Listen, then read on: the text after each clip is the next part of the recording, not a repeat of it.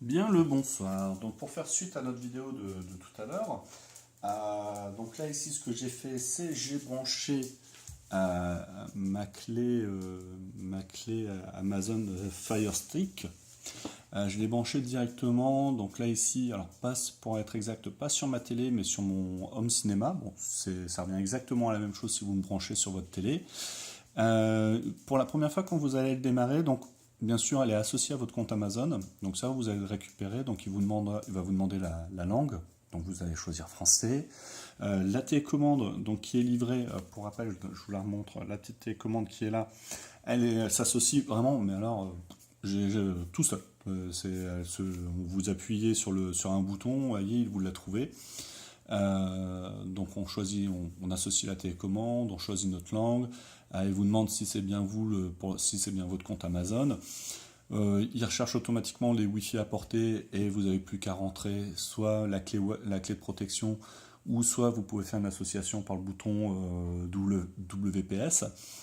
Et une fois que c'est fait, il regarde les mises à jour et vous arrivez directement sur cette interface. Donc là ici j'ai la télécommande dans la main, je vais avec le gros bouton qui est là, je peux me balader, d'accord. Donc vous avez tout en haut accueil, catégorie, paramètres ou paramètres, c'est là où on va pouvoir gérer les réseaux, l'affichage. Alors l'affichage notamment, est-ce que l'audio, est-ce que je veux du Dolby, est-ce que je veux l'écran, est-ce que je veux que ça soit mis à l'échelle, etc.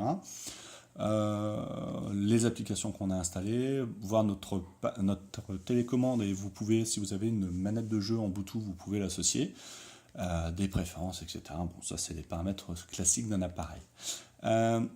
On a accès après donc aux catégories, c'est par exemple si je recharge des applications sur l'actualité, je vais sur actualité, je valide, et vous allez avoir accès directement aux applications qui sont disponibles. D'accord. Je retourne. Voilà, et vous avez bien sûr tout ce qui est c'est le store, c'est le store directement. Moi je vais aller sur accueil. Donc là ici en haut vous avez, c'est un produit Amazon, donc forcément vous aurez de la pub soit sur leur film par Amazon Prime Video ou soit pour des jeux. D'accord. Donc là après je suis sur vos applis et jeux. Donc tout ce qui est application Amazon est de base déjà installé. Donc Prime Video. Amazon Music, Prime Photo, et je crois que c'est tout. D'accord.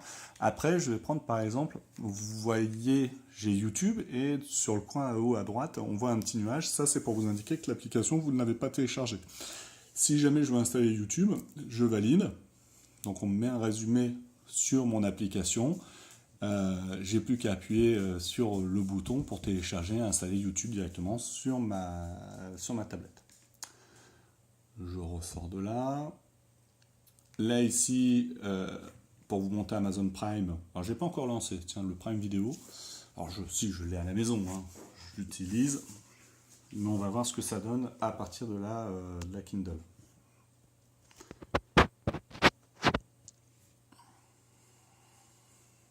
C'est un peu long parce que ça dépend forcément de votre connexion réseau, et donc j'arrive sur mon interface avec les programmes que je peux reprendre, etc.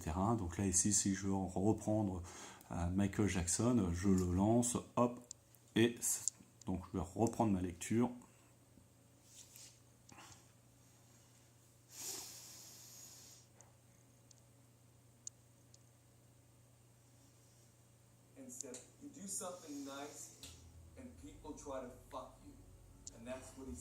Et je récupère donc ma vidéo.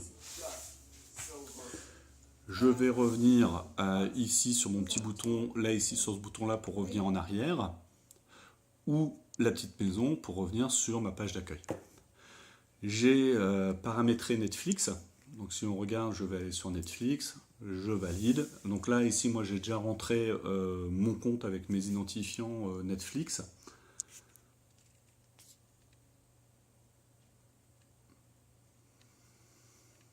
Ils sont déjà mis. Donc le temps que ça charge toujours, ça dépendra toujours de votre connexion internet. Donc une fois que vous avez Netflix, vous avez votre Netflix habituel qui va se lancer. Donc là ici j'ai accès à mes différents profils. J'ai plus qu'à lancer. La gestion, alors j'ai vérifié la gestion des codes PIN parce que vous avez la possibilité sous Netflix de mettre pour les films de plus de 12 ans de mettre une protection par code. Donc ça le gère aussi.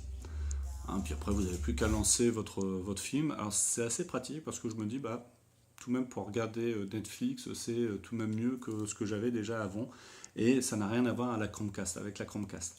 Donc après j'ai installé moi TuneIn, j'ai Plex qui est installé. Donc Plex, ça vous permet, donc moi j'ai un petit Raspberry Pi sur lequel j'ai installé un serveur Plex qui va lui se récupérer les vidéos directement sur mon NAS, sur le disque, sur ma Freebox et sur le disque dur supplémentaire de ma Freebox. Et donc après, là ici j'ai mon Plex qui est là, donc là ici j'ai un film qui est à l'écran. Je récupère automatiquement ma jaquette, ma présentation, j'ai rien à faire. Là c'est vraiment du nickel, j'ai plus qu'à faire lecture et il va me reprendre ma vidéo. Alors c'est toujours pareil, moi Plex fonctionne sur un Raspberry Pi. C'est pas les machines les plus puissantes, mais n'empêche que ça fait, à part que c'est pas rapide, mais sinon ça fait super bien le boulot. Donc voilà, bon c'est un peu long, mais bon. C'est assez dû. De toute façon, Plex a toujours été long sur mon Raspberry. Bon, après, il ne faut pas oublier, si un jour ça vous intéresse, je pourrais vous me le mettre en commentaire. Moi, sur mon Raspberry, j'ai Plex qui fonctionne. J'ai un serveur Minecraft pour mon fils et ses copains qui tournent dessus aussi. Et j'ai aussi un programme de calcul partagé qui tourne aussi en calcul partagé. Donc si jamais un jour ça vous intéresse, vous me le dites. Donc là ici j'ai terminé, donc là ici je suis sur mon application, alors pareil, je peux me balader sur des applications. Si j'appuie longuement sur la touche de menu, donc sur la touche Home, normalement, voilà, il me propose soit de créer des raccourcis vers mes applications, soit de mettre en veille mon stick.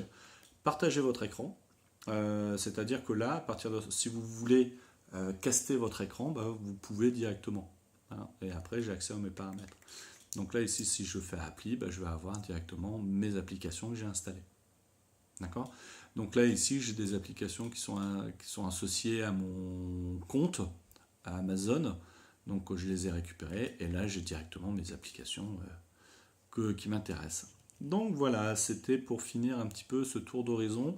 Alors, si jamais vous posez la question, est-ce que c'est la même chose qu'une Chromecast, etc., je vais vous répondre non, ça n'a rien à voir du tout avec une Chromecast. La Chromecast, faut pas oublier le mode de fonctionnement, c'est je mets un contenu et je l'envoie à ma Chromecast. Alors quand on dit je l'envoie, c'est-à-dire que je demande à la Chromecast de récupérer, d'aller télécharger la vidéo, d'aller chercher un flux vidéo ou un flux audio. C'est pour ça qu'une application, si un service ne fonctionne pas, n'a pas développé la fonction Chromecast, vous ne l'aurez pas. Après, on a la possibilité de passer par Google, Google Chrome, etc. Un exemple, Amazon Prime Video n'est pas compatible avec avec le Chromecast. Là-dessus, le stick Fire, c'est vraiment un Android. Donc j'ai pas besoin forcément d'une connexion Internet pour fonctionner, puisque je peux soit jouer en local, c'est vraiment un petit Android qui fonctionne. Alors je crois que c'est 1 Go de RAM de mémoire, 8 Go de stockage, mais ça fait bien son boulot et je crois que je pensais le mettre sur ma télé secondaire, puis je crois que je vais le laisser en bas sur ma télé principale et même Chromecast, je vais la mettre en laitage et je l'utiliserai quand j'en aurai besoin. Donc voilà. Bon, écoutez, je vous souhaite une belle et bonne soirée. À très bientôt. Au revoir.